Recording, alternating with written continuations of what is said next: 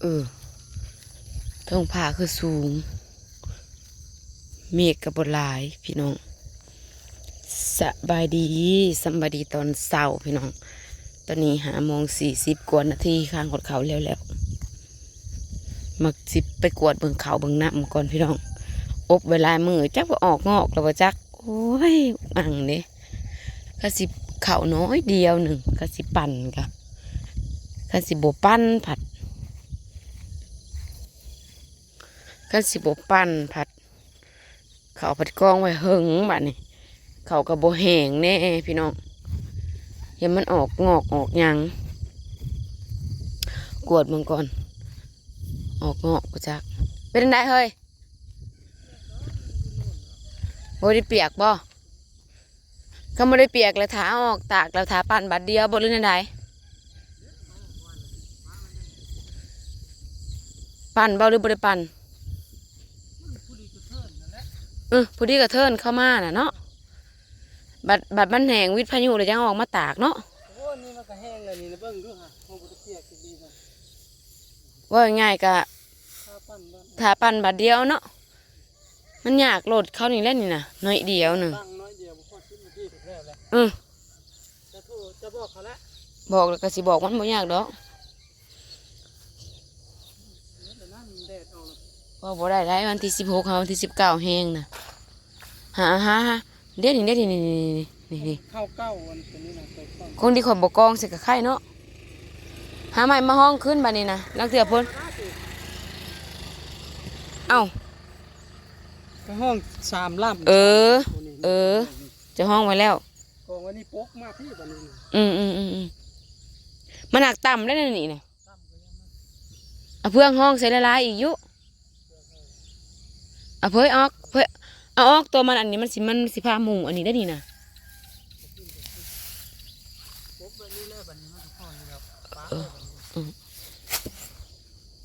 เป็นไงทองผ่ามือนี่เพื่อออกเนี่ยบอกคอนบอกเกิดงอเกิดยังกระยาดอกวะ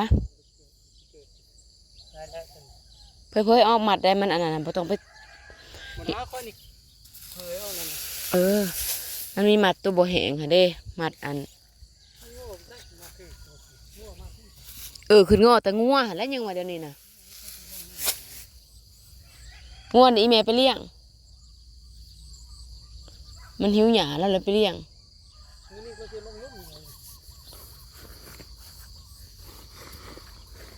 ปล่อยมันกระลุมมาใส่แล้วนี่ล่าแล้วสิบแพ้แต่เสียลงหลุมบ่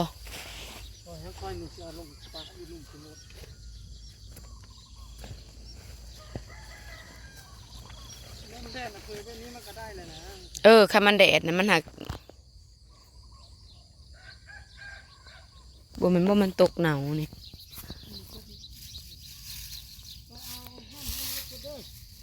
โอ้ยแนวใส่ก็บ่ได้เอามาตื่นบดซองกันได้ฮะน่ะบรรยากาศพี่น้องหากเครื่องผ้าคือที่สูงขึ้นได้มื้อนี้น่ะ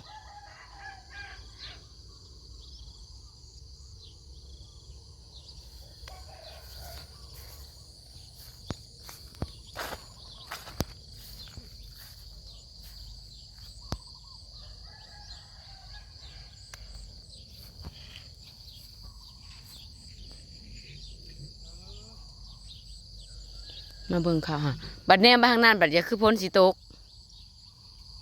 บัดแนมมาทางพี่บัดคืออย่าคือมีแดด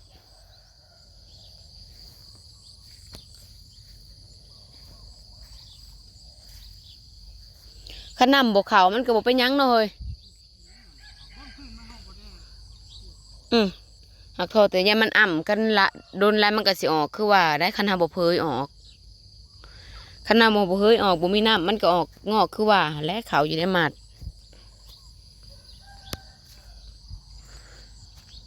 มันบ่คือเขาเปียกอยู่ในกระสอบได้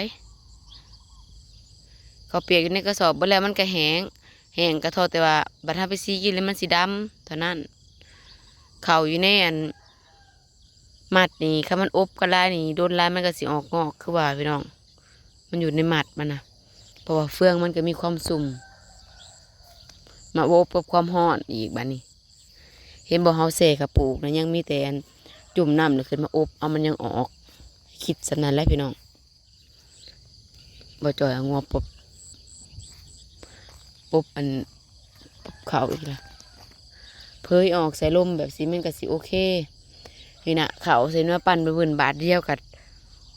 แล้วก็เก่งใจกับอันเจ้าของรถเขาเนี่ยแต่ว่าอันใดกะอันนี้ก็สมเหิมค่ะพี่น้องเอ้ยเป็นของอีโน่นี่จะเมนซ่า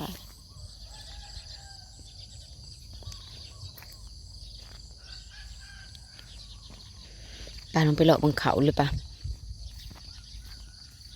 เขาอีเมก็ตอนถือพ้นนะก็คือว่าอุ้ยเหลืองแห้งแห้ง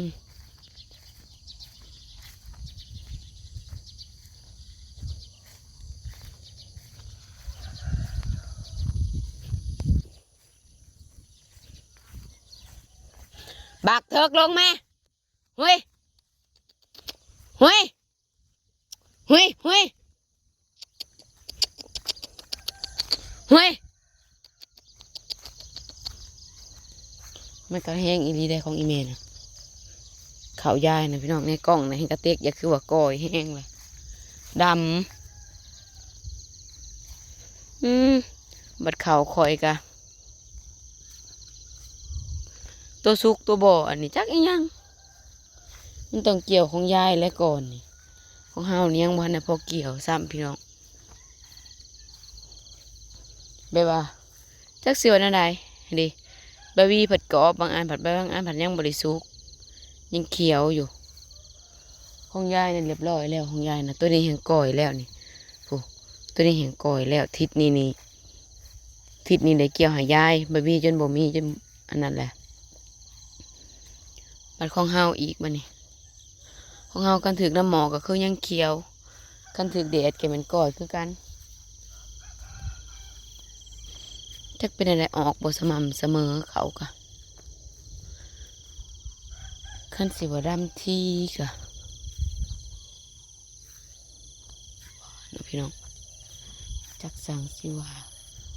ดำทีคือว่า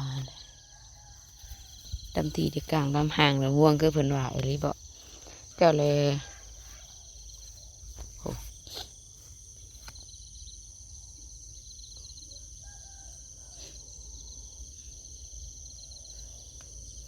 อยู่ตะกาผูกสุกอยู่ได้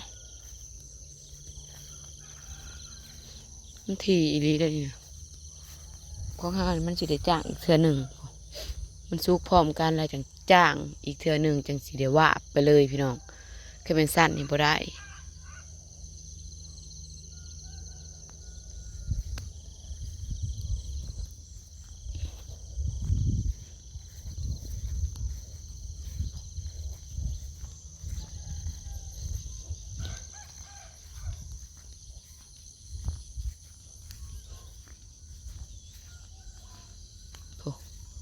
นางว่าคนไป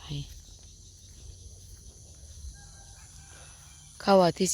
19ที่16 59ว่าสันมันแห้งว่าสันพี่น้องก็เลยโจ้ไว้ก่อนนะจ้างเข้าสิได้จ้างอีกบาทหนึ่งจังสิได้อันจังสิได้บางพี่น้องคันจ้างอีกบาทหนึ่งนี่ผู้นี้กระเทินจ้างบ่ได้บัดนี้คำบ่จ้างเฮาเอาบ่ทันเพราะว่าผัวไปเวียกเมียไปโรงเรียนบัดนี้สิถามมาเกี่ยวแต่วันเสาร์วันอาทิตย์มันสิได้มื้อละจักให้สมมุติได้มื้อละ4ให้ก็นี่แต่8ให้บัดนี้กายหารบัดนี้8ให้มันยังบ่ได้ครึ่งหนึ่งได้พี่น้องเตรียมจ้างอีกเทื่อหนึ่งบ่จ้างเกี่ยวกับจ้างตัดสิประมาณนี้เฮานะจังสิได้อันนั้นเพราะว่าคันสิถาเกี่ยวเองนี่คันแม่นว่าเฮาบ่ได้ไปโรงเรียนคือแต่เก่านะเฮาเกี่ยวไปคนเดียวเฮาก็ได้อยู่เบาไปหลายอยู่พี่น้องเฮาก็สิบ่ได้จ้างแต่ปัญหามันก็คือบัดนี้มันบ่ได้บัดนี้บ่จ้างบ่ได้พี่น้องบ่ได้เบิ่งดูให้หน้าลองนี่ก็จนสุดนี่ลองนี่จนสุดเล่งลองนั่นอีกก็จนสุดเล่งผู้ลงหดพายน้อยผู้อีกเจ้ามีแต่ผู้ไปเวียกมีแต่ผู้ไปงานมันบ่จ้างบ่ได้บัดนี้นะ ในหันน่ะอย่าคือว่าอันเหิมแห้งแหละอยากย่างไปเบิ่งเด้ป้าลูกสิเร็วกันแล้วถิ่มโทรศัพท์ให้คนละหน่วยจำเป็นพี่น้อง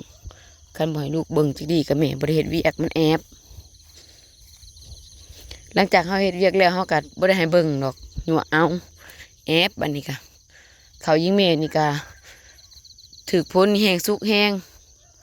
บัดของเฮากับถึกพ้นก็อย่าคือว่าสุกบัดพ้นเศร้าแหละก็ธรรมดาอยู่ได้มันยังเขียวอยู่ของเฮานะมึงดูใครแม่นได้เกี่ยวเขาตัดเขาอีกบัดนี้นะก็เบาไปดอกพี่น้องงัวนะมันมีหญ้ากินหลายเบา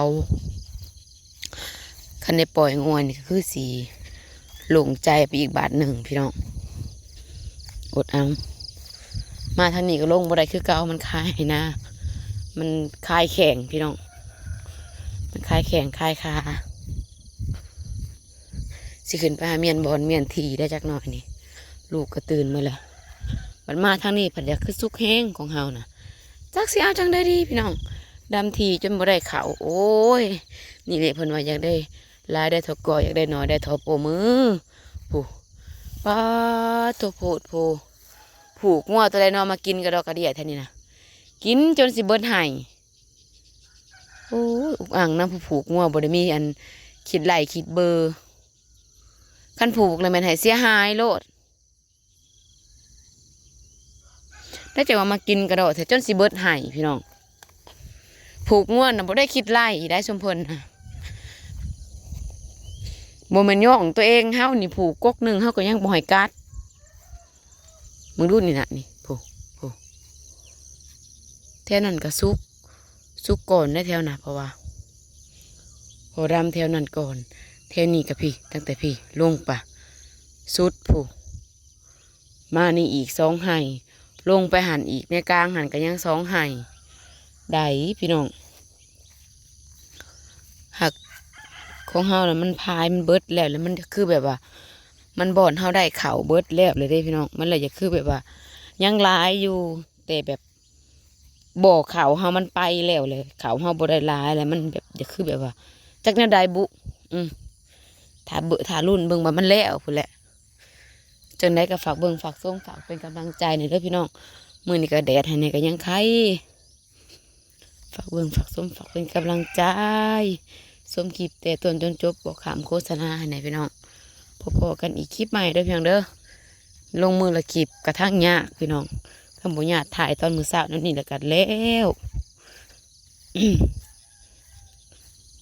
พบกันอีกคลิปใหม่เด้อพี่น้องเด้อ